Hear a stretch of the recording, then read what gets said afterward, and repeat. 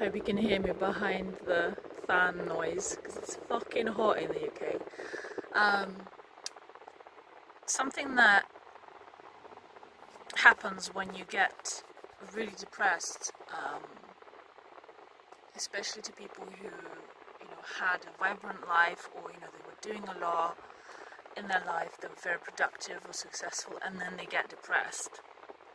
And then all of that success and all of that business and all of these friends and everything you've done in your life, that all that goes out the window, and you spend years trying to get back there. Like, nobody talks about that enough. Some people that are depressed, they've kind of been depressed all their life, so it's not like they had like this black and white of like, this was my life before and after. And I've been surrounded recently by more and more of the stories of people in the other category, which was me.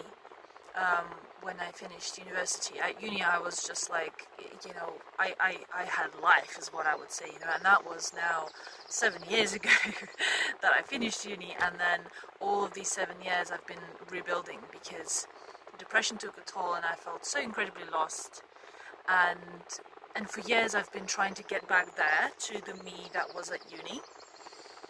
And the part that nobody talks about is like the depression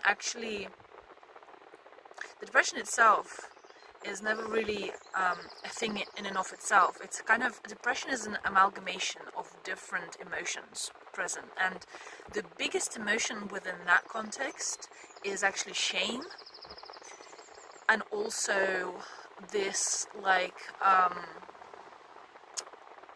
despair of like, it's like there's a drive in you to be like, I need to get back there, and then there's this powerlessness that goes on top of that tells you, but you can't, or I don't know how to, right? And then the shame climbs on top of that to be like, oh well, look at me, I have no life, right?